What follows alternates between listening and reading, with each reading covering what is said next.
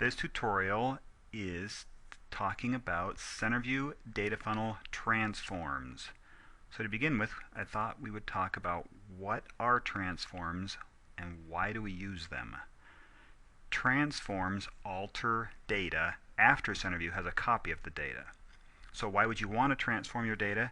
Typically because your data isn't the way Core images need it, or the data isn't the way you want to display it, or you may want to isolate certain pieces of data, or you may want to clean up the data.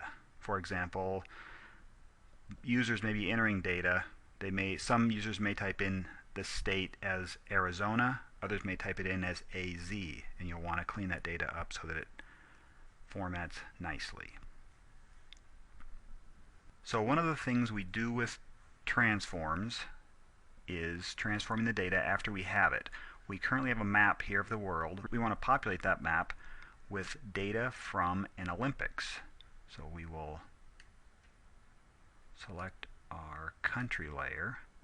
We will create a new data funnel.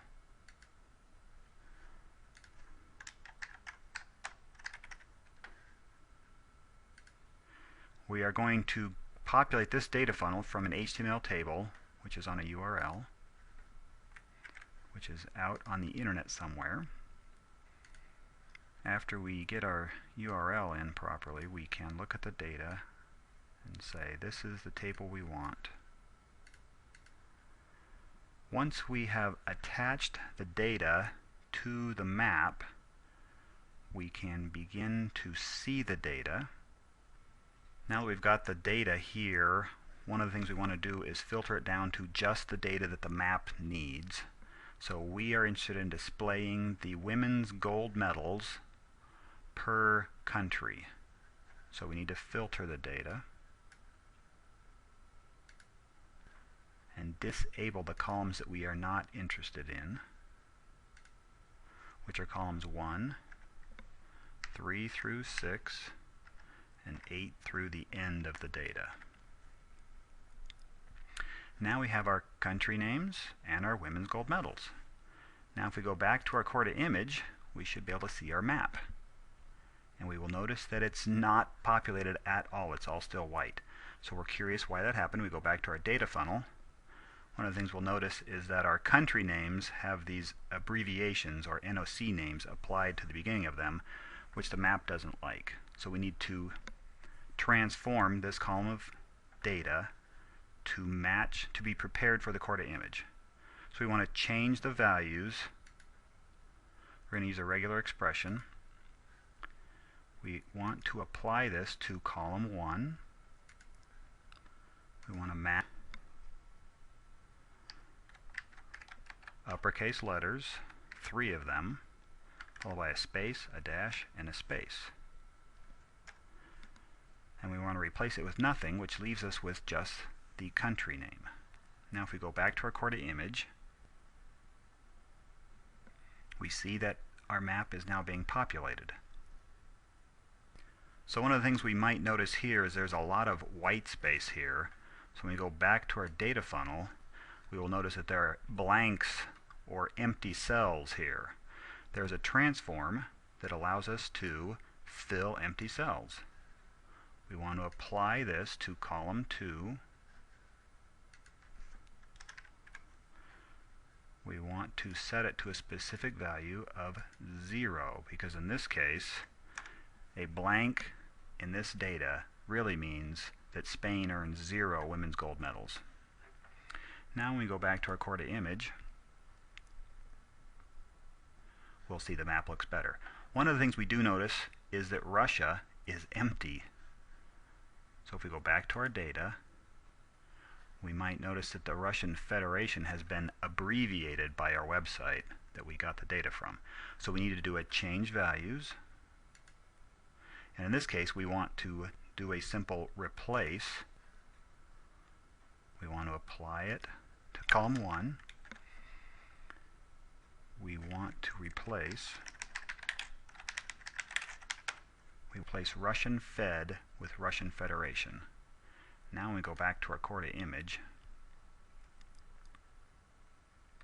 we see that the Russian Federation has been populated.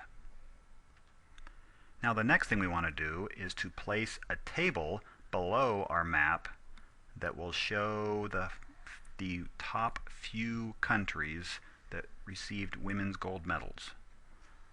So we'll go to our KPI, we'll add a table, we'll reference an existing data funnel to populate our table, which is our Olympics data funnel. We'll take the header, and now we have our map and our table. But one of the things we notice is that our table is really big, and the data isn't sorted properly.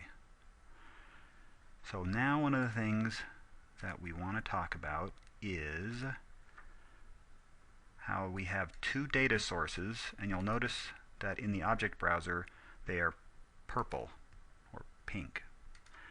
This is a clue to you to indicate that you are using the exact same data funnel in more than one place in your dashboard. This is very important because what we want to do now is we want our core to image to use the entire data funnel, so it'll populate the entire map, but we want the table to only use a few items from our data funnel.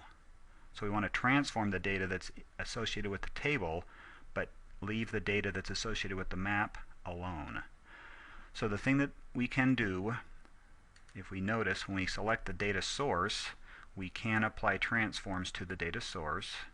If we click the data funnel, we can also apply transforms directly to the data funnel. Because the data source is purple, it's telling us that if we apply transforms to the data funnel, it will also affect somebody else. In this case, this data source down here that's associated with the table. If we actually pick the data source, we can apply transforms directly to the data source, and it will not alter the other source. So in this case, we want to change data source that's applied to the table. One of the first things we want to do here is to sort our data, because we notice that it's not sorted yet. So we want to sort it. We want to do a numeric sort. We want to apply it to column 2, and after we sort the data, we notice that we've lost our header.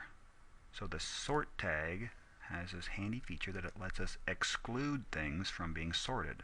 We want to exclude the first row from being sorted, which gives us our title back. We also notice that it's being sorted upside down. We really are interested in the big numbers, so we change this to descending, and now we have our women's gold medals being sorted appropriately. So if we go back to our table, we can see that our table now shows us what we want, except that it's far too tall. So we go back to our data source, not our data funnel, and we want to filter the data to only show a few of the top rows. If you type in a very large number, it will disable everything to the end of the data. Now we go back to our KPI. We see that we have a map and our top few countries and their women's gold medal counts.